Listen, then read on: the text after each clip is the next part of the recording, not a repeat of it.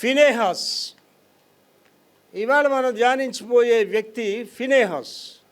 ఈ ఫినేహాస్ ఎవరు, ఈయన కథ ఏంటి వివరంగా ధ్యానిస్తాం.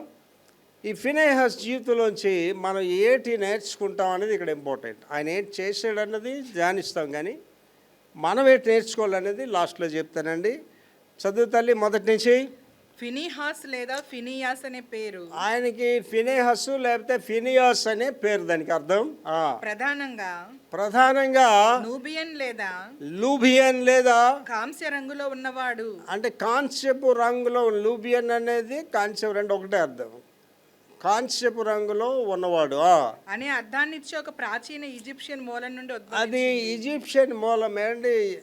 క్రైస్తవ పేర్లు అని అంటారు కదా, యేసు అనేది ఒకటే క్రైస్తవ పేరు, మిగిలినవన్నీ అన్యుల పేర్లే, దేవతల పేర్లే. షడ్రకు, మెషక్, దానియేలు ఇవన్నీ దేవతల పేర్లు ఇవన్నీ కూడా.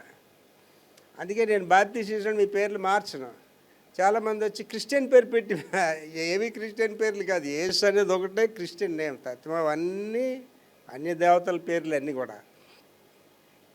చదవమా. హిబ్రూ సాంప్రదాయంలో దీనిని తరచుగా, హిబ్రూ అనేది గ్రీక్ అనేది ఇంపార్టెన్స్ ఏంటంటేనండి, పాత నిబంధన అంతా హిబ్రూ భాషలో రాయబడ్డది, కొత్త నిబంధన అంతా గ్రీక్ భాషలో రాయబడ్డది. యేసు ప్రభు గారు రెండు భాషలో మాట్లాడలేదు. ఆయన మాట్లాడిన భాష ఏంటంటే అరమిక్ భాషలో ఆయన మాట్లాడారు. కనుక భాషలు అనేవి ఎక్కడి నుంచి వచ్చాయండి? అవి ఎక్కడి నుంచి వచ్చే భాషలు? బాబెల్ గోపురం దగ్గర నుంచి వచ్చే, అంతవరకు ఒకే భాష ఉండేది. దేవుడు ఏంటంటే వీళ్ళకి భాషలు మార్చితేనే తప్ప వీళ్ళు లేకపోతే అద్భుతాలు చేశారు. ఏంటి బాబెల్ గోపురం ఉద్దేశం ఏంటి? పరలోక రాజ్యానికి గోపురం కట్టి వెళ్ళిపోలేను. అప్పుడు దేవుడు ఏం చేశాడు? భాషలో మార్చాడు. ప్రపంచంలో ఉన్న విషయాలు కానీ, వాస్తవికత కానీ, సృష్టి గురించి కానీ, సృష్టి ఎలాగ ఆరంభమైంది, సృష్టి ఎలాగ అంతమైపోతుంది చెప్పింది ఒక బైబిల్ గ్రంథం. ఏ మత గ్రంథాలు చెప్పలేదు అవి. అందుకే బైబిల్ గ్రంథం ఒకదాని మీదే పరిశుద్ధ గ్రంథం అనేది ఉంటుంది. బైబిల్ ఈజ్ అ హిస్టరీ, చరిత్ర బైబిల్ అనేది. And Bible is the future things, revolution, జరగబోయే విషయాల గురించి బైబిల్ చెప్తుంది, జరుగుతున్న విషయాలు కూడా బైబిల్ చెప్తుంది. అందుకే బైబిల్ అనేది చాలా ఇంపార్టెంట్. బైబిల్ చదవడం కూడా చాలా ఇంపార్టెంట్. బైబిల్ చదివితే జ్ఞానం వస్తుంది. తర్వాత హిబ్రూ సంప్రదాయంలో దీన్ని తరచుగా నమ్మకమైన ముఖం, ధైర్యవంతమైన రూపము. అంటే ఫినేహస్ అనే మాటకి ఏంటంటే చదవ మళ్ళీ అది నమ్మకమైన ముఖము, తర్వాత ధైర్యవంతమైన రూపము, ధైర్యము. ఫినేహస్ అనేవాడు ఏంటంటే డేరింగ్ పర్సన్ అనమాట. ఫినేహస్ కాదండి, దైవ సేవకులు ఎవడైనా నన్ను ఎవడు భయపెట్టడం జరగదండి. నేను ఎవడికి భయపడినా. దేవుడు మన పక్షంగా ఉండగా మనకి విరోధుడు, నీకు వ్యతిరేకంగా నిరూపింపబడిన ఏ ఆయుధం కూడా వర్ధిల్లని చేశాడు దేవుడు. అంతే, మనం భయపడవలసిన పని లేదండి. మనకి దేవుడు మనకి పిరికితనం గల ఆత్మను ఇవ్వలేదు. We should have the daring. తర్వాత కాంస్యపు నోరు అని అనుమతిస్తారట. అహరోనుకు మనుమడు, అహరోనికి ఈయన మనవడు, మోషేకు మేనల్లుని కుమారుడు. మోషేకి మేనల్లుడి కుమారుడు అండి. చరిత్ర కలిగిన వారండి. మీరు జాగ్రత్తగా ఆలోచించేయాలండి. దేవుడు వాడుకున్న వాళ్ళందరినీ మీరు చూడండి. ఇశ్రాయేలీలతో మీరు మాట్లాడితే వాళ్ళు ఏం చెప్తారంటే అబ్రహాము, ఇస్సాకు, యాకోబుల సంతతి అంటారు. అంటే దేవుడు అందరినీ వాడుకోడండి. ఎవరో ఒకడొకడు ఏ అడ్రస్ లేని వాళ్ళు కొంతమంది వాడుకున్నాడు తప్ప ప్రతి వాడికి చరిత్ర ఉండాలా. దావీదుని బట్టి ఏమన్నాడండి, నీ వంశంలో ప్రతి ఎవడో ఒకడు సింహాసనం మీద ఉంటాడు. ఆశీర్వాదాలు కూడా వంశపారంపర్యంగా వస్తాయండి. మరి శామ్యూల్ బాబు ఉన్నాడు అనుకోండి, పాస్టర్ గారి మానవుడు, పాస్టర్ గారి కొడుకు, ఆడు పాస్టర్. రైన్ బాబు ఉన్నాడు అనుకోండి, తాత పాస్టర్, తండ్రి పాస్టర్, ఆడు పాస్టర్. అంటే యాజకత్వం కూడా అలాగే వస్తుంది. ఆశీర్వాదాలు కూడా వంశపారంపర్యంగా వస్తాయి. దేవుడు ఒక్కొక్కరిని ఎవరినో సౌలు రాజులు అటువంటి పిలిచి ఆశీర్దిస్తే వాడు నిలబెట్టుకోలేకపోయాడు సౌలు రాజు. తర్వాత నిషేధింపబడిన విగ్రహారాధనలో నిమగ్నమైన ఒక ఇశ్రాయేలీయుడైన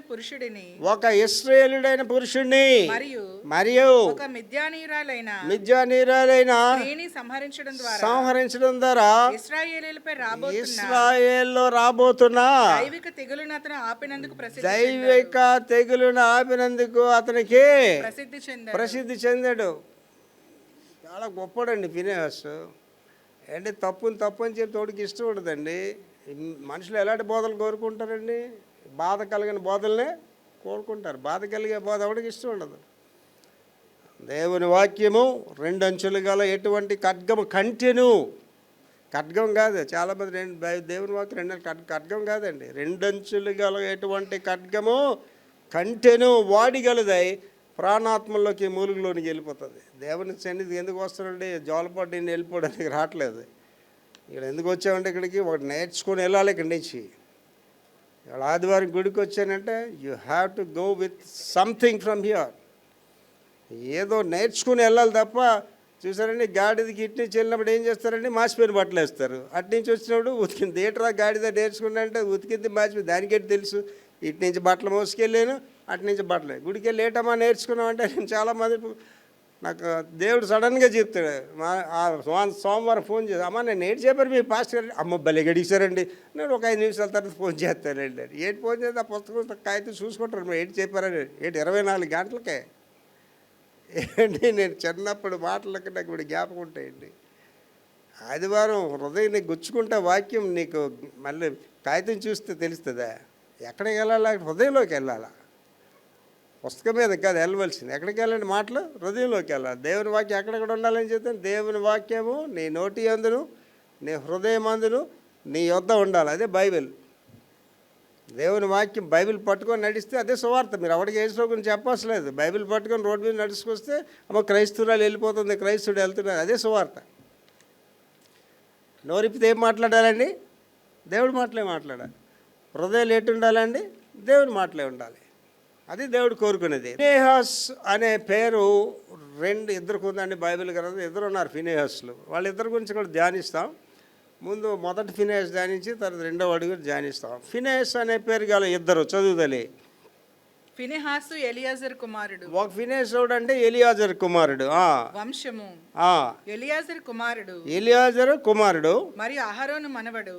అహరోనికి మనవడు గారు. విధంగా అతను ఇశ్రాయేలు యొక్క మూడవ ప్రధాన యాజకుడు అయ్యాడండి. చాలా ప్రాముఖ్యమైన వాడు. ఆడ వంశ చరిత్ర ఉంది. ఎవరండి? ఎలియాజరు కొడుకు, అహరోన్ గారికి మనవడు. అండ్ ఆలోచించేయండి, ఇప్పుడు శామ్యూల్ బాబు ఉన్నాడు అనుకోండి, ఈవేళ ఆయన మంచి పలుకుబడి వచ్చాడు.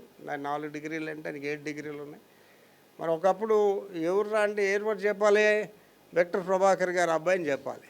ఇప్పుడైనా చెప్తాడు ఎక్కడికి వెళ్ళినా విక్టర్ ప్రభాకర్. ఏంటి నేను నా మెసేజ్లో తరచుగా మా నాన్నగారి గురించి చెప్తాను. వాసిల్ సామ్యాల్ గారు మా నాన్నగారు, మా అమ్మ గురించి చెప్తాను. కారణం ఏంటంటే మా హీరో ఎవరంటే మా నాన్నగారే మా హీరో. ఇవాళ మేము ఎలాగ ఉన్నామంటే మా నాన్నగారిని బట్టే ఉన్నాం.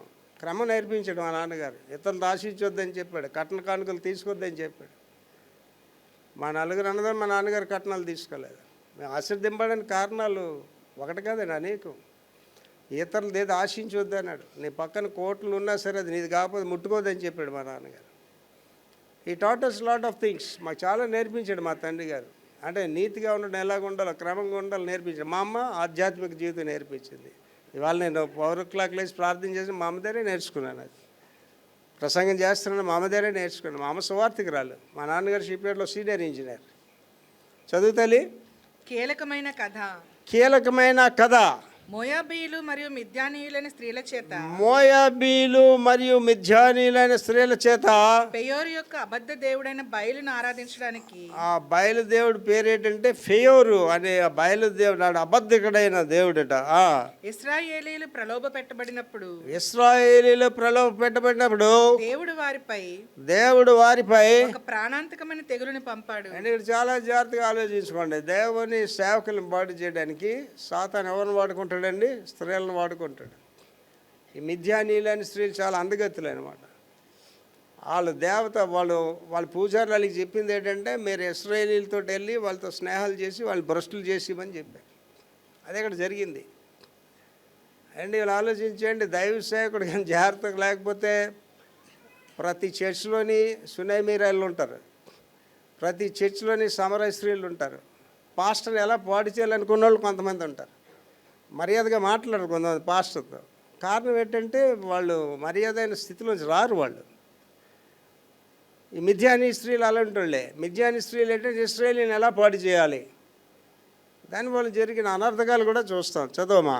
దేవుని పరిశుద్ధత పట్ల దేవుని పరిశుద్ధత పట్ల తనకున్న ఉత్సాహానికి నిదర్శనంగా తనకు ఉన్న ఉత్సాహానికి నిదర్శనగా ఫీనెహాసు తిరుగుబాటు చేసిన ఆ ఇశ్రాయేలీల నాయకుడైన జిమ్రీ ఇశ్రాయేల్ నాడికి జిమ్రీ మరియు ఆ మిద్యానీయురాలైన రాకుమార్తె కొజ్బీలను రాజకుమార్తె అండి అది కొర్వి మిథ్యానీయులు చాలా అందగత్తులండి. మీరు బాగా ఆలోచించండి.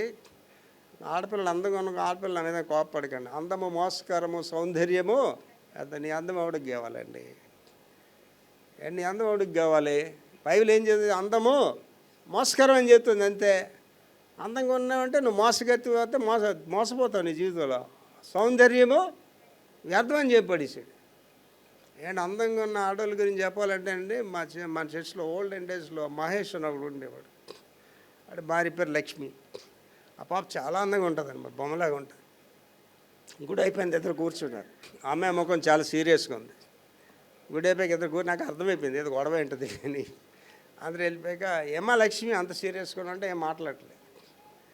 మహేష్ ఏటైందిరా అని అడిగి, ఏటైందిరా ఏమన్నా పాపనేమో అన్నావా, ఏమన్నా కొట్టావంటే, ఇంత చక్కని పిల్ల నీకు ఎవడిస్తాడరా, ఇంత అందంగా ఉంది.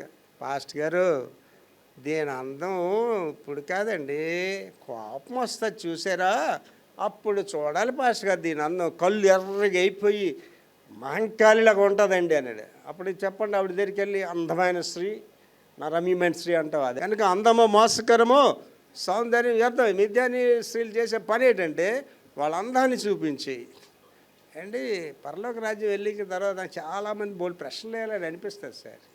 రిపీటెడ్గా మోసం చేస్తుంది తర్వాత ఢిల్లీలో. అలా మోసం చేసి ఇంకా దాన్ని నమ్ముతున్నాడు. దేనికి బానిస అయిపోయాడండి సంసోను?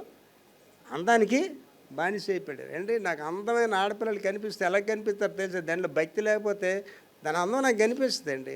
నేను హృదయాలు చూస్తానండి. మనిషిలాగా ఎదురుగా హృదయం నాతో ఎవరైనా నా దగ్గర ఉన్నారంటే గ్యారంటీ మంచోళ్ళు అయ్యంటారు అంతే. మంచోళ్ళు కాదు. నా కారు ఎక్కించి నా తేడా వస్తే నా కారు దిగిపోతారు, తేడా వస్తే నాతో రారు కూడా. ఇంకా మర్యాదగా ఉండాలి నా దగ్గర, చాలా కేర్ఫుల్గా ఉండాలి.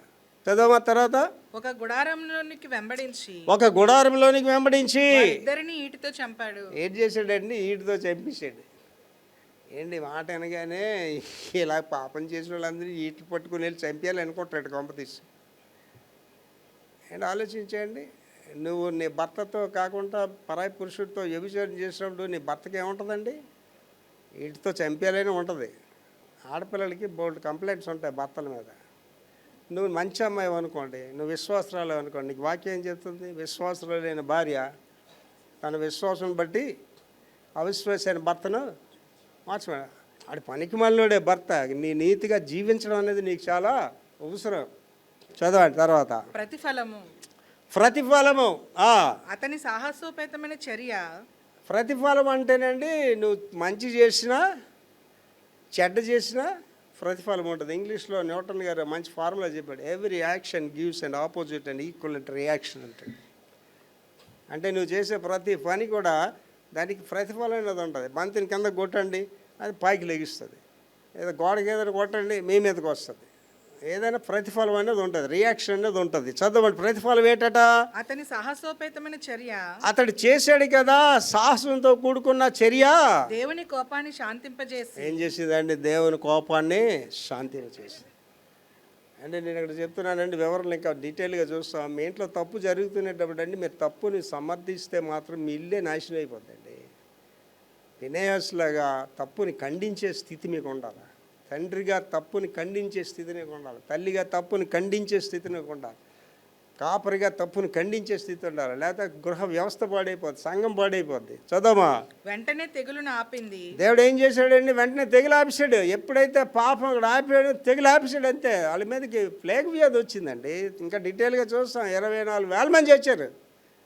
మీరు ఇంట్లో పాపాన్ని పోషిస్తేనండి ఇల్లు నాశనం అయిపోద్దండి. కొన్ని ఇళ్ళలు ఉంటాయండి, ఇల్లు నాశనం అయిపోయినా ఉన్న ముగ్గురు కూడా మనందరం ఐక్యతగా ఉండాలి, ఇంకా పాపంలోకి వెళ్ళిపోతుంటారు. వాళ్ళ పిల్లలు కూడా నాశనం అయిపోతున్నారు. వాళ్ళకి మారుమనసు రాదు. వాళ్ళకి కొంతమంది తప్పుని సమర్థించుకుంటారండి. వాళ్ళ మెసేజ్ అదే, తప్పుని నువ్వు సమర్థించుకున్నావా నువ్వు పోతావు, నీ కుటుంబం కూడా పోతుంది. చదవమా. దేవుడు దాని బహుమానంగా దేవుడు ఫినెహాసుకు ఫినెహాస్కు మరియు అతని సంతతికి శాశ్వత యాజకత్వ నిబంధనను స్థాపించాడు. శాశ్వతమైన యాజక ఏంటి విక్టర్ ప్రభాకర్ దీవించబడ్డానికి మీరు కాదండి, దేవుడే. నేను ఎవరు మనుషులు లెక్క చేయవలసి, మనుషుల వల్ల నేను సువార్త పొందలేదు, మనుషుల వల్ల వాక్యం నేను వినలేదు, మనుషుల వల్ల నేను మారు మనసు పొందలేదు. దేవుడే నాతో మాట్లాడాడు, దేవుడే నన్ను మార్చుకోండి, వాళ్ళు నన్ను పోషిస్తుంది దేవుడే, నన్ను నడిపిస్తుంది దేవుడే. మనుషులు ఏముందండి, పెడితే పెళ్లి కోరుతారు, తిడితే చావు కోరుతారు. ఇప్పుడు నెక్స్ట్ ఫినెహాస్ గురించి చూస్తామండి. ఈడు ఒక ఫినెహాస్. ఎవడు ఈ ఫినెహాస్ చదవమా? ఫినెహాసు ఏలీ కుమారుడు. ఈ ఫినెహాస్ ఎవడంటే ఏలీ అనే ఒక యాజకుడి కొడుకు అండి. పాస్టర్ గారి కొడుకే ఈడు కూడా. చూడండి, ఈయన యాజకుడి కొడుకే, యాజకుడు మనవడు, యాజకుడి కొడుకు. వీడు యాజకుడి కొడుకే, పాస్టర్ గారు అబ్బాయి. వీడు కూడా ఫినెహాస్ అనేవాడు. ఎవరన్నా ఇద్దరు ఓపెని ఫినెహాస్. చదువు తల్లి. వంశము ఒక అవినీతిపరుడైన యాజకుడు. ఏంటి ఏం మాట పడేటండి అక్కడ? అవినీతి పరుడైన యాజకుడు అంటే మనం ఏం వాడాలి? అవినీతి పరుడైన పాస్టర్ గారు అని వాడాలి. అంటే దొంగలండి పాస్టర్లు. పాస్టర్ల వల్ల ఇవాళ సంఘాలు చెడ్డ పేరు వస్తుంది, పాస్టర్ల వల్ల ఇవాళ క్రైస్తవానికి చెడ్డ పేరు వస్తుంది. అండి రియా ట్రావెల్స్ అని నా కోడలికి, అంటే నా కూతురు కోడలు కూతురు అండి, నా కోడలికి ట్రావెల్ కంపెనీ ఉంది. ఆవిడ she's the managing director for that. చాలా మంచి బిజినెస్ చేస్తుంది, సంవత్సరానికి ఒక 10 crores టర్న్ ఓవర్ చేస్తుంది. వాళ్ళు రియా కంపెనీ అనేది నేషనల్ కంపెనీ, వాళ్ళు వీళ్ళకి అటాచ్ అయి ఉంటారనమాట. ఆ రియా ట్రావెల్స్ వాళ్ళు ఇక్కడ ఈ ద్వారకా నగర్ ఏరియాలోని మెయిన్ రోడ్లోని ఆఫీస్ ఓపెన్ చేస్తారు. ఆఫీస్ ఓపెన్ చేస్తే వాళ్ళు హెడ్, నేషనల్ హెడ్ క్రిస్టియన్. ఆయన బాబుతో మాట్లాడి, మీ ఫాదర్ పాస్ట్ గారు కదా, సీనియర్ పాస్ట్ గారు కదా, మీ ఫాదర్ని ఆఫీస్ ఓపెనింగ్కి వచ్చి ప్రేయర్ చేయమని అన్నాడు. మా అబ్బాయి చెప్పాడు, డాడీ మనం మండే వెళ్ళాలా, ప్రేయర్ చేయాలి. అలాగే రా 11 గంటలకు రెడీగా ఉన్నా. వాళ్ళు కరెక్ట్గా 10:30 ఫోన్ చేశారు మా అబ్బాయికి. పాస్ట్ గారు వస్తున్నారు కదా ప్రార్థించండి. పాస్ట్ గారు ఫీజు ఎంత అని అడిగారండి. మా అబ్బాయి చెప్పాడు, మా ఫాదర్ ఫీజులు తీసుకోండి, మా ఫాదర్ పేదోళ్ళ దగ్గర డబ్బులే తీసుకోండి మా ఫాదర్ అని. వాళ్ళు ఆశ్చర్యపోయారండి. అది ఆ వీడియో, అది కూడా వీడియో తీశారు, నేషనల్ లెవెల్లో పంపించారు. మా అబ్బాయి అంటే, డాడీ మీరు నేషనల్ లెవెల్లోకి వెళ్ళిపోయారు, మా పాస్ట్ గారు డబ్బులు తీసుకోకుండా వచ్చి మా కంపెనీకి ఓపెనింగ్ ప్రేయర్ చేశాడు. న్యాయమాన్ గారు వెళ్ళాడండి. ఆ దేశంవాడు కాదాడు, ఆ దేశం రికమెండేషన్ లెటర్లు, ఈ దేశం రికమెండేషన్ లెటరు, ఈ దేశం సైనికులు, ఆ దేశం అందరూ వెళ్ళారండి. ఆ పాస్ట్ గారు లోపల ఉన్నారు. ఎవరండి? ఎలీషా గారు. ఆడ గేట్ దగ్గర ఉండగానే పాస్ట్ గారికి తెలిసిపోయింది. అప్పుడేంటి గ్యాస్కి వెళ్ళి, రా నెల్లి యోర్దాన్లో 7 సార్లు మొలగమంటే కుష్ఠరోగం పోతుందండి. అడికి అంత కోపం వచ్చిందండి. అడికి ఎంత కోపం వచ్చిందండి? మా దేశంలో నదులు లేవా? నేను రాగానే పరిగెట్టుకొని వచ్చి ఆ పాస్టర్ నాకు నా మీద చేసి ప్రార్థించేస్తున్నాడు కూడా, నా నెల్లి అక్కడ మొలగమ ఎంత పొగరా పాస్టర్గా అన్నాడండి. నేను దాని మీద ఒక pastors commission message, the dignity of the pastor. Pastor అనేవాడు అతీతుడండి, గొప్పవాడు. దేవుడి తర్వాత వాడే పాస్టర్ అన్నాడు. పాస్టర్కి మరేది ఆడే పాస్టర్ అంటే ఏంటి, నీ ఇంటికి డబ్బులు అడుక్కోవడానికి వస్తున్నాడు కానీ నువ్వు మరేది ఇవ్వట్లేదు అడిగి. అర్థమవుతుందండి? పనికి పనులు వాళ్ళు ఇంక చేసిన పనికి మన పనులు ఇంకా ఉన్నాయి. చదవమా. ఒక అవినీతిపరుడైన యాజకుడు. అండి ఎంత భయంకరమైన మాట అండి. అవినీతిపరుడైన పాస్టర్ అంటే బతకూడదు అది బతకూడదా పాస్టర్? మరియు ప్రధాన యాజకుడైన ఏలీ కుమారుడు. ఏలీ కుమారుడు నిర్ణయాత్మక కథ. అహరోను మనవడిలా కాకుండా, అహరోను మనవడు అనేవాడు నీతి గురించి ఆడు జీవించాడు, ఈడు అవినీతి గురించి జీవిస్తాడు. అలా కాకుండా ఈ ఫినెహాసు మరియు అతని సోదరుడు హోఫ్ని ఫినెహాసులు బలిమాంసాన్ని దొంగలించడం ద్వారా, అదేంటండి దేవుడికి ఇచ్చిన అర్పణలు దొంగలించడం, మరియు పరిశుద్ధ స్థలంలో స్త్రీలతో అనైతిక కార్యాల్లో స్త్రీలతో అనైతిక కార్యాలు చేయడం. ఇవాళ చేస్తున్న బోస్ట్ అది ఎక్కువ పాస్టర్లు ఇలాంటి పనికిమాలిళ్ళు అండి. ఈ పాస్టర్ల వల్లే చాలా అవమానం. నాకు ఒక దగ్గరికి వెళ్ళినప్పుడు పాస్టర్ని చెప్పడానికి సిగ్గేస్తుందండి. ఆటో డ్రైవర్ పాస్టర్, మురీలు అమ్మినోడు పాస్టర్, కార్పెంటర్ పాస్టర్, ఆడు 10 మంది ఉంటే వాళ్ళ ఇంట్లో ఆడొక పాస్టర్, 15 మంది ఉంటే అదొక చర్చు, కులాల చర్చిలు, రకరకాల చర్చిలు అండి. ఆ చర్చిలు చూస్తేనే నాకు జాలేస్తుంది. ఆడికి బైబిల్ జ్ఞానం కూడా ఉండదు ఆ పాస్టర్ కాడికి. ఆడో పాస్టర్. ఒక దగ్గరికి వెళ్తే నా పాస్టర్ని చెప్పుకోడు. ఏంటి మీ పాస్టర్ గారు ఏంటంటే 21 సంవత్సరాలు సుదీర్ఘంగా చదువుకున్నానండి, 14 దేశాలు తిరిగి వచ్చానండి, 18 పుస్తకాలు రాశానండి, నాకు అధికారం ఉంది బైబిల్ మీద మాట్లాడడానికి అధికారం ఉందండి. డాక్టరేట్ చేశాను మతాల మీద. నేను పాస్టర్నే, ఆ మురీలు అమ్మినోడు కూడా పాస్టరే. పాస్టర్ అండి అంటాడు. మా ఇంటికి కూడా వచ్చాడండి. మా చర్చి వాళ్ళ పేరు నా కర్మ ఏంటంటే చిన్న చిన్న వాళ్ళు పెళ్ళిళ్ళు చేసుకుంటూ వాళ్ళతో అన్ని సమస్యలు వస్తుంటాయి నాకు. ఆ పాప ఏంటో ఆ పెళ్ళి కొడుకు పాస్టర్ వచ్చాడు. ఆయన చూడగానే అర్థమైపోయింది ఇటు గాలిగడని. ఏంటి సార్ మీరు బిషప్ అంటే, బిషప్ ఎవరు పెట్టారు సార్ మీకు? నేనే పెట్టించుకున్నాను అన్నాడు. ఏం చదివారు సార్? ఏమి చదవలేదు అన్నాడు. ఆ తర్వాత ఈ పాస్టర్ గురించి ఏంటి నేను ఎంక్వైరీ చేస్తే ఆదివారం వరకు ఊర్ల మీద తిరుగుతాడు బిల్ కలెక్షన్కి. ఆదివారం ఈ చర్చి వాళ్ళు గుడికి వెళ్తే గుడి తలుపులు తెరిచుంటే గుడి ఉన్నట్టట, లేకపోతే గుడి లేనట్టట. నేను నిజంగా ఎలుగెత్తి ప్రార్థించేసానండి, ప్రభు ఇలాంటి పనికి మాలిన వల్ల క్రైస్తత్వానికి అవమానం ప్రభు అని. నెక్స్ట్ వీకెండ్ చచ్చిపోయాడు, గుండె అయిపోయి. చిన్నవాడే, పెద్ద వయసు కూడా కాదు, 45-50 మధ్యలో ఉంటాడు, చచ్చిపోయాడు. నేను ఈ మధ్యలోనండి మార్టైర్స్ అండ్ మిషనరీస్ అని చరిత్రలు అలా చూస్తున్నాను. వీళ్ళు కూడానండి 45-50 సంవత్సరాల మధ్యలో చచ్చిపోయిన ఎక్కువ మంది అండి. జాన్ వెస్లీ గారు 86 సంవత్సరాలు బ్రతికాడు. విలియం బూట్ 87 సంవత్సరాలు బ్రతికి. కొంతమంది ఎక్కువ కాలం బ్రతికినారు. నేను లాస్ట్ టైం చెప్పానండి, నాకు 73 సంవత్సరాలు. ఇంక నెల ఉంది 74 అని చెప్పాలి. ఇంక నెల తర్వాత 74 అనే చెప్తాను. 74 సంవత్సరాలు బీపీ లేకుండా, రోగాలు లేకుండా ఒక సక్సెస్ఫుల్ పాస్టర్గా పనిచేస్తున్నాడండి. 100కి 13 మంది జీవిస్తారు 60 సంవత్సరాలు. 100కి 3 జీవిస్తారు 70 సంవత్సరాలు. 100కి 2 జీవిస్తారు 70 తర్వాత. ఇప్పుడు నేను ఇద్దరిలోకి వెళ్ళిపోయాను. 100 మందిలో నేను ఇద్దరిలో ఒకటిని ప్రపంచంలో. దేవునికి స్తోత్ర. ఒకరిని కూడా అయిపోతాను. 120 సంవత్సరాలు బ్రతుకుతాను కదండి, ప్రభు రాకడ ఆలస్యం అయితే. ఇలాగే మళ్ళీ మోషే 120 సంవత్సరములు ఆయన దృష్టి మందగెలలేదు, శక్తి సన్నగెలలేదు. విక్టర్ ప్రభాకర్ దృష్టి మందగెలదు, శక్తి సన్నగెలదు. దేవునికి స్తోత్రం. అది ఒక విక్టర్ ప్రభాకర్కే కాదండి, మీ అందరికీ సాధ్యమే. ఆయనకి ఇష్టలుగా మీరు జీవించినప్పుడు. దేవునికి స్తోత్రం. కంటిన్యూ చేయదురా. తమ యాజకత్వ అధికారాలను దారుణంగా దుర్వినియోగం చేశారు. మీరు ఏం చేస్తారంటే ఆ పాస్టర్ యొక్క అధికారాలు దుర్వినియోగం చేశారండి. వాళ్ళు మీరు కొన్ని టీవీలు చూడండి, కొంతమంది పాస్టర్ చేయండి, ఇవ్వండి ఇవ్వండి ఇవ్వండి అనే చెప్తాడండి. నేను ఎరిగిన బాగా సైవికుడండి. వాళ్ళు అన్నీ నాకు మంచి ఫ్రెండ్. వాటితో నేను ఎప్పుడు మాట్లాడలేదు వాళ్ళ తమ్ముడితో. ఒకసారి అంటే మా తమ్ముడి వద్దురా బాబు నేను పరిచయం చేయొద్దురని చెప్పాడు. ఆడి చచ్చిపోయాడు, అన్నీ చచ్చిపోయాడు. ఈ తమ్ముడు అండి వాడు అమెరికా ప్రెసిడెంట్కి ప్రెసిడెంట్ ఫ్లైట్ అని ఒకటి ఉంటుందండి, 747. అమెరికా ప్రెసిడెంట్ పై దేశాలకి వెళ్ళాలంటే ఆ ప్రెసిడెంట్ విమానంలోనే వెళ్తాడు. అంటే వాడు వెనకాల పెద్ద టీం ఉంటుంది. అంటే అమెరికా ప్రెసిడెంట్ కదిలేటంటే కోట్ల మీద ఖర్చు అనమాట. అలాంటి పెద్ద ఫ్లైటే అది. అమెరికా వాళ్ళకే సాధ్యం, ఏ దేశానికి లేదు అలాగా. అలాంటిది ఈడు పనికి మాట్లాడండి. ఇక్కడే వైజాగ్లో నా చెట్టువాల్స్ ప్రదేశం ఉంటాడు. ఈడికి 747 ఫ్లైట్ ఇప్పటికే ఉంది. ఎంత ఆకాశానికి వెళ్ళాడండి. ఉపధ్యాయ గ్రంథం 1వ అధ్యాయం అండి, నాకు చాలా అమూల్యమైన ఇష్టమైన గ్రంథం. అది 21 వచనాలు ఉంటాయి.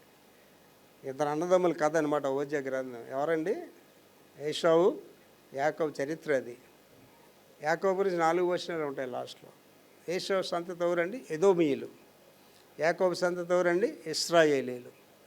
ఉపధ్యాయ గ్రంథం 4వ వచనం అండి, నాకు చాలా ఇష్టమైనది. భయాందోళనతో కూడుకున్న మాట అది వచ్చినది. అదేంటంటే, నువ్వు ఆకాశం మట్టుకు హెచ్చించబడుదువా, పాతాళంలోకి నిన్ను తోసేస్తాడంట.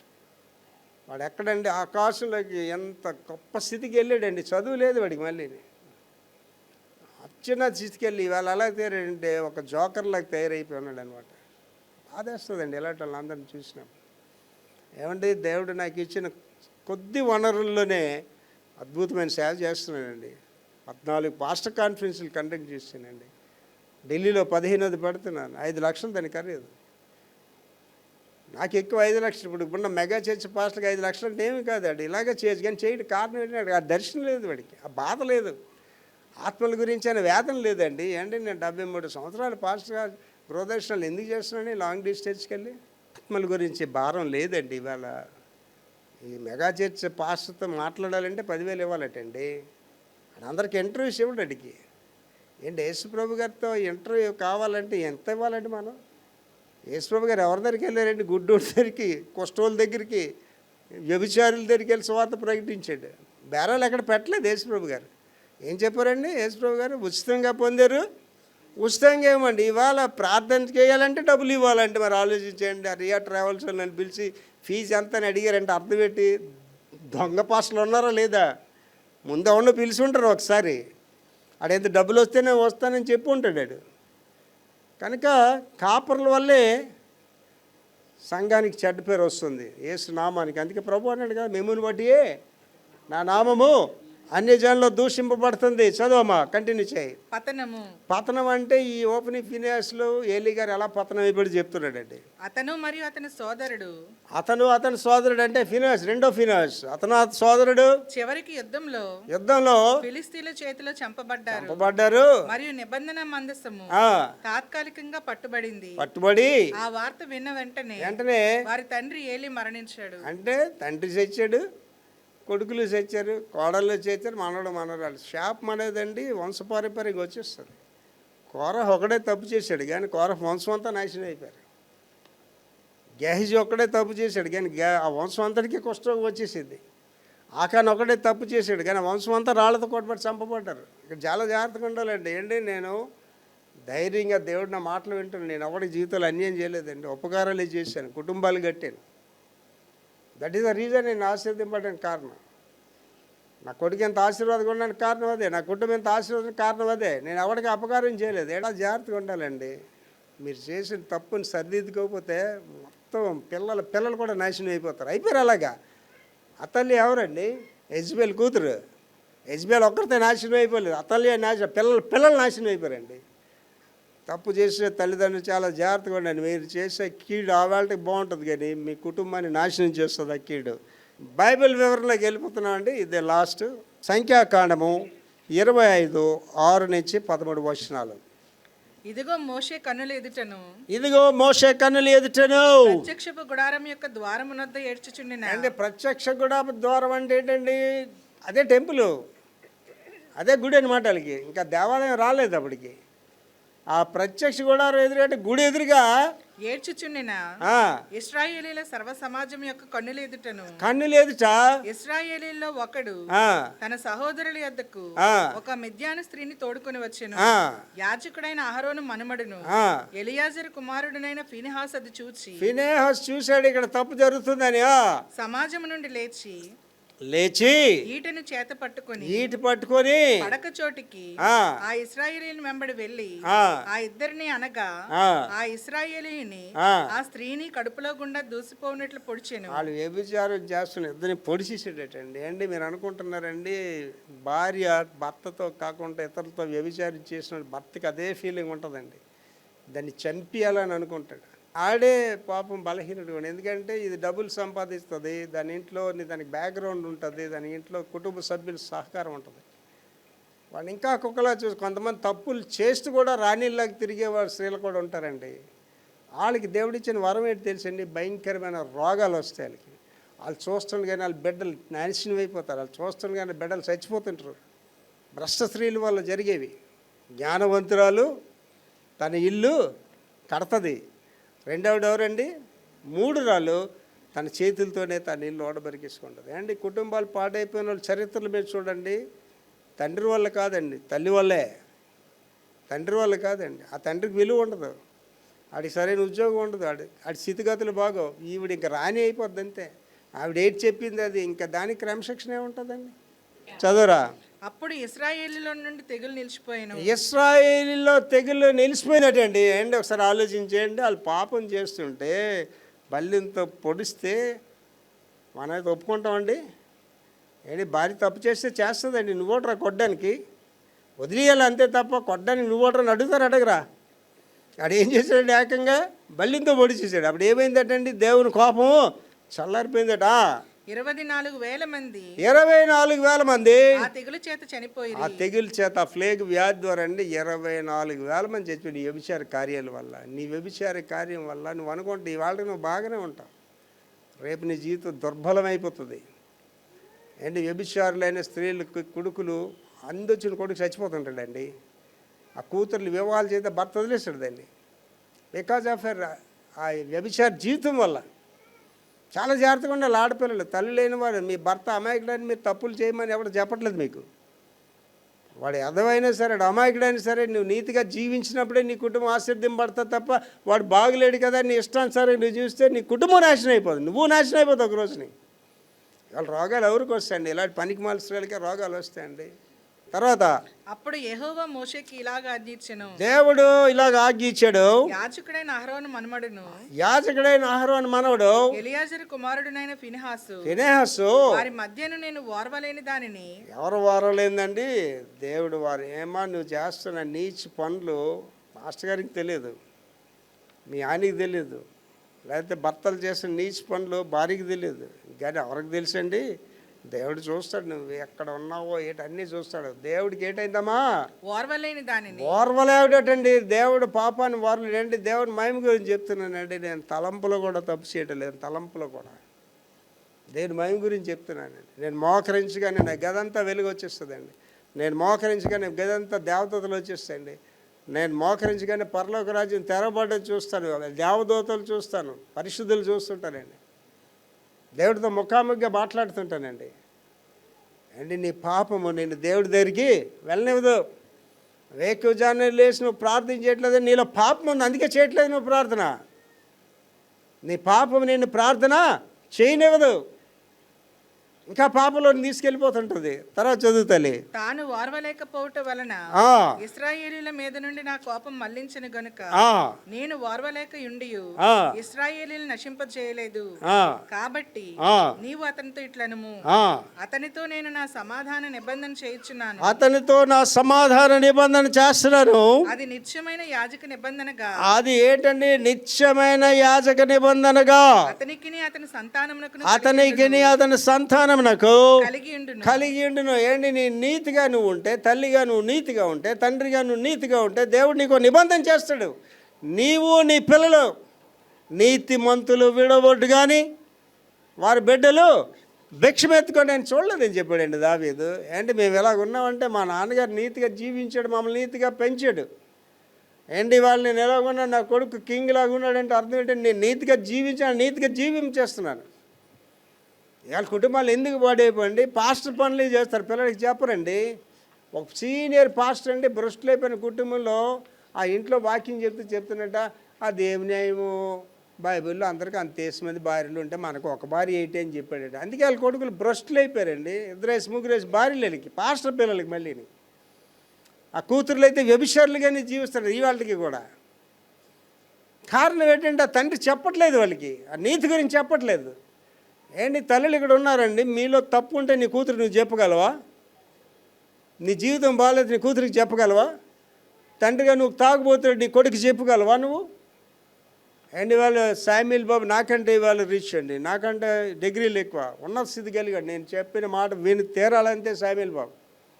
కారణం ఏంటంటేనండి ఆధ్యాత్మిక అధికారం ఉండాలి తప్ప వయసు అధికారం కాదు, ప్రభుత్వ అధికారాలు కాదు. నీకు కావాల్సిన ఆధ్యాత్మిక అధికారం ఉండాలి. నీ బ్రతుకు బాగుంటేనే ఒకరు చెప్పగలరు, నువ్వు నీ జీవితం ద్వారా ఇతరులకు చెప్పాలి. తర్వాత అతడు తన దేవుని విషయమందు ఆసక్తి గలవాడై, తన దేవుని జీవితం ఆసక్తి కలిగిన వాడై ఇశ్రాయేలీయుల నిమిత్తము ప్రాయశ్చిత్తము చేసెను. దేవునికి స్తోత్రం. పాస్టర్ గారు ఈ గోల మాకు ఎందుకండి? చెప్పాను కదా, ఫినాన్స్ గురించి చెప్పి ఎవరు చెప్పిమంటారు మీరు? భర్తలు బల్లెలు పట్టుకొని తినమని చెప్తున్నారా? భార్య ఎవరితో వెళ్తాండి ఇద్దరిని చంపిమనే చెప్తున్నాడు, చంపమని చెప్పట్లేదండి. ఏంటి ఇవాళ నేను చెప్తున్నానండి, భర్తలే మంచోళ్ళండి. భార్య పనికి మళ్ళీ అని తెలిసినా దాన్ని ఏమండి వాడు ప్రేమిస్తుంటాడు. ఏంటి వాళ్ళ భర్తలందరూ కూడా ఫినాన్స్లో ప్రవర్తిస్తే ఏ భార్య జీవించలేదండి ప్రపంచంలో. ఆడవాళ్ళ మీద నా మీద కోప్పడకండి, నా మాటలు చెప్తే కోప్పడండి. సొలొమోన్ రాజు గారు మహానుభావుడు, స్త్రీలోలుడు, స్త్రీల సబ్జెక్టులో ప్రొఫెసర్, అంత గొప్పవాడు. ఆ మహానుభావుడు ఏం చెప్పాడు తెలుసమ్మా? 10,000 మంది పురుషుల్లో ఒకరిని చూశాను అన్నాడు. అంటే 10,000 మంది పురుషులు ఒక మంచివాడు ఉన్నాడట. ఎంతమంది స్త్రీల్లో నేను ఎవరిని చూడలేదని చెప్పాడు. ఎంత కోపం రావాలండి సొలొమోన్ మీద? నేను 14 దేశాలు తిరిగి వచ్చానండి, నేను ఒక మంచి స్త్రీని నేను చూడలేదండి. నేను కూడా అంటే పాస్టర్ గారు మీ ఆవిడ చేటదా మీ అమ్మ చేటదా అంటే నేను చెప్పను, నేను చూడలేదు. అదేంటండి పాస్ట్ గారు అంటారా? పాపం అంటే ఏంటండి? ఒక స్త్రీని మోహపు చూపుతో చూడడమే పాపం. ఎన్ని పాపాలు చేస్తున్నామండి, ఎంత దుర్మార్గత మనలో ఉందండి. ఏంటి, దొరికితే దొంగ, దొరకపోతే దొరలా, నువ్వు మంచిదానివా, మీ ఆయన చెడ్డోడా, మీ ఆయన తాగుబోతాడా, నువ్వు భక్తురాలివా. ఏమండి, తాగుబోతులకు కూడా అసహ్యకరంగా కనిపించే జీవితాలు జీవించే భార్యలు ఉంటారండి. వాడు చెప్పుకోలేడు, నా భార్య ఎలాంటి భయంకరమైన జీవితం ఉందో నాకు చెప్పుకోలేడండి. ఇవాళ ఈ వాక్యం ద్వారా మనం నేర్చుకోవాల్సింది ఏంటంటే, తల్లి కొత్త నిబంధనకు వచ్చేసరికి ఏం చెప్తుందంటే, ఆత్మ చేత మీ శరీర కార్యాలు చంపండి. ఎప్పుడైతే నీ ప్రార్థనా జీవితం తగ్గిపోయిందో పాపం నీలోనికి వచ్చేస్తుంది. ఎప్పుడైతే ప్రార్థనా జీవితం తగ్గిందో రోగాలు నీ దగ్గరికి వచ్చేస్తాయి. ఎప్పుడైతే ప్రార్థనా జీవితం తగ్గిందో నీలోని సాతాను వచ్చేస్తాయి, దయ్యాలు వచ్చేస్తాయి. అర్థమైందండి? దయ్యాలు నా దగ్గరికి రావండి. మొన్నక చర్చ్ గురించి ఒక బిల్డింగ్ చూడడానికి వెళ్ళాను. శామ్యుల్ బాబు అమ్మగారు చాలా జాగ్రత్తగా ఉంటారనమాట. నేను ఏంటంటే మొండోళ్ళగా లోపలికి వెళ్ళిపోయినా, ఆ ఇంట్లో ఎవరు లేరు, అక్కడ ఖాళీగా ఉందంట, అన్ని తలుపులు గెలిపి అన్నీ పడేస్తున్నాయి. బాబు ఏంటంటే లోపలికి పైన ఉన్నాడు. రారా శామ్యుల్ అంటే రావట్లేదు. నేను లోపలికి వెళ్ళాను, ఆ గదిలన్నీ చూస్తానండి. ఒక గదిలోకి వెళ్ళగానే ఇలా నేను ఇంకా గదిలోకి వెళ్దాం అనుకునేసరికి నాకు దెయ్యాలు అందులోనే కనిపిస్తున్నాయండి. నాకు దెయ్యాలు తెలుస్తాయండి, మీ దెయ్యాలు పెట్టిన మనుషులు నాకు తెలుస్తాయి. తక్కువ నాకు అంటే ప్రార్థన, ఏ దెయ్యాలు ఎక్కడి నుంచి వెళ్ళిపోండి, ఎక్కడి నుంచి అని ప్రార్థన చేశాను. వెళ్ళాను గదిలోకి. ఆ గది అంతా అక్కడ క్షుద్ర పూజలు చేసిన ఎన్ని ఉన్నాయండి. దెయ్యాలు నన్ను చూసి పారిపోతాయండి. దెయ్యం పట్టిన వాళ్ళు నా దగ్గర ఉండలేరండి. నా దగ్గర ఎవరైనా నాతో ఉన్నారంటే వాళ్ళు దేవుళ్ళు ఉంటేనే నాతో ఉండగలరు. చిన్న తేడా వచ్చినా నాకు దూరం అయిపోతారు. నాతో కారులో కూర్చున్నారంటే దేవుళ్ళు ఉంటేనే నా కూర్చోగలరు. నా ఎదురు కూర్చున్నారంటే దేవుళ్ళు ఉంటేనే నాతో ఉండగలరు, లేకపోతే వెళ్ళిపోతారు. నా దగ్గర ఉండరు, ఆటోమేటిక్గా వెళ్ళిపోతారు నా దగ్గర నుంచి. ఇక్కడ అందరికీ నేను మనవి చేస్తున్నాను, తల్లి మీరు ఒక్కొక్క ఫినేహస్లో తయారవ్వండి. మీలో ఉన్న ద్వేషం అనే దాన్ని తీసిపడేయండి మీ దగ్గర నుంచి. మీ ఇంట్లో ఉన్న వ్యభిచార కార్యాలు తీసిపారేయండి. మీ మనసులో ఉన్న వ్యభిచార కార్యాలు తీసిపారేయండి. నన్ను ఎవడు అడగట్లేదు కదా, ఇష్టా సార్ జీవించకండి దయచేసి. దానివల్ల ఏమొచ్చిందండి, 24,000 మంది చచ్చిపోయారండి. ఆవేళ 24,000 మంది. ఇవాళ కుటుంబం ఎందుకు కథాకొతలం అయిపోతుందండి? తాగుబోతు భర్త నువ్వు మార్చలేవా? తిరిగిపోతే భార్య నువ్వు మార్చలేవా? విశ్వాసులైన భార్య తన విశ్వాసం బట్టి అవిశ్వాసైన భర్తను మార్చుకుంటుంది. అంటే నేను ప్రార్థన చేస్తే తాగుబోతులు మారారండి, నేను ప్రార్థన చేస్తే వ్యభిచారులు మారారండి. నీ ప్రార్థన పనిచేయట్లేదా? నువ్వు భక్తురాలు అనుకుంటున్నావు, నువ్వు భక్తుడు అనుకుంటున్నావా? నువ్వు ఎవరిని విమర్శ చేయకండి దయచేసి. అంటే నా జీవితంలో ఇవాళ చెప్తున్నాను యథార్థంగా, నాకు అందరూ మంచివాళ్ళకి కనిపిస్తారండి, నాకు ఎవడు చెడ్డోళ్ళకి కనిపించరండి. ఒకవేళ మీరు ఎవరైనా చెడ్డోడు అని చెప్తే నేను అనుకుంటా వాడికంటే నేను చెడ్డవాడిని అనుకుంటానండి. పౌలు గారు ఏమన్నాడండి? ప్రధాన పాపిని అనిపెట్టుకున్నాడు ఆయన గురించి. ప్రధాన పౌలు పాపం చేశాడా? చేయలేదండి. కానీ అంత తక్కువగా ఎంచుకున్నాడు ఆయన.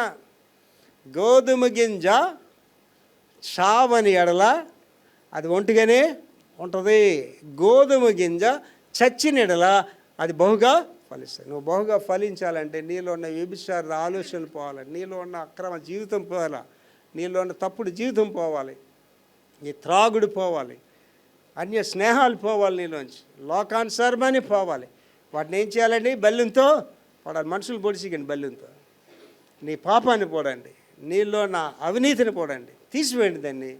దేవుడు మీరు బహుగా ఆశీర్వదిస్తాడు. 1 యోహాను పత్రికలో ఏం చెప్తున్నాడండి? మన పాపములను మనము ఒప్పుకొని ఎడల ఆయన నమ్మదగిన వాడు, నీతిమంతుడు కనుక సమస్తమైన దుర్నీతిని మనం విడిపించి పవిత్రులుగా చేస్తాడు. కళ్ళు మూసుకొని ప్రార్థన చేసుకుందాం.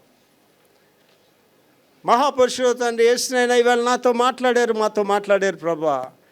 నాయనా మరి ఫినేయస్ వలె ప్రతి ఒక్కరూ తయారవడానికి కృప చూపండి. వారి కుటుంబాల్లో, వారి జీవితాల్లో, వాళ్ళ వ్యక్తిగత జీవితంలో పాపాన్ని వాళ్ళు తీసివేసి నీ కొరకైన పాత్రలుగా జీవించే కృపను దయచేయండి. నాయన ఎవరి పాపం వాడిని నాశనం చేస్తుంది ప్రభా. దురాశ గర్భం ధరించి పాపము కనును, పాపము పరిపక్వే మరణానికి అంటుంది నాయన. ఎవడు పాపం వాడికి రోగాలు తీసుకొస్తుంది ప్రభా, ఎవడు పాపం వాడికి ఆర్థిక ఇబ్బందులు తీసుకొస్తుంది ప్రభా, ఎవడు పాపం వాడి కుటుంబాన్ని నాశనం చేస్తుంది ప్రభా. కనుక పాపం నుండి విడుదల పొంది మీరు ఇచ్చిన కృపను వినియోగించుకొని వారి పాపములు మీ యొద్ద ఒప్పుకొని విడిచిపెట్టి మీ సాక్షులుగా జీవించు కృప నాకును మాకందరికీ దయచేయమని యేసు పరిశుద్ధ నామములో వేడుకుంటున్నాం తండ్రి. ఆమేన్.